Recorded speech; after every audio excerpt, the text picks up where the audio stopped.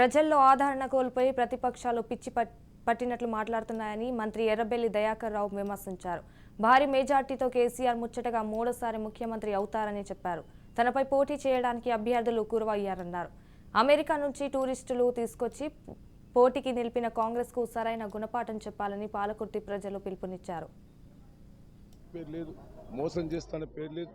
దయాకర్ రావు గారు అన్నయ్యని చేస్తాడని నమ్మకం ప్రజల లోపల ఉన్నాయి. మొన్న ఎన్నికల మేనిఫెస్టోలో గతంలో పెట్టిన చేసిన ఇప్పుడు కొత్తగా మేనిఫెస్టో కూడా పెట్టాను. ప్రతి గ్రామంలో 100 ఇండ్లు ఇస్తా, ప్రతి గ్రామంలో 100 మందికి కంపెనీలలో ఉద్యోగాలు ఇప్పించే ఏర్పాటు చేస్తా, మహిళలకు 10,000 మందికి వాళ్ళకి ఆల్రెడీ టెక్స్టైల్ పార్క్లో ఉద్యోగాలు కూడా అగ్రిమెంట్ అయినాయి. ఆయిల్ ఫామ్ ఇక్కడ పెట్టిస్తున్నాను, అది తొర్రూరులో ఆయిల్ ఫామ్ ఏర్పాటు చేస్తున్నాను.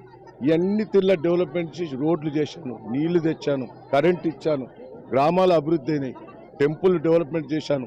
ఎన్నికల మేనిఫెస్టోలో అప్పుడు డిగ్రీ కాలేజ్ తెస్తానా, డిగ్రీ కాలేజ్ తెచ్చాను.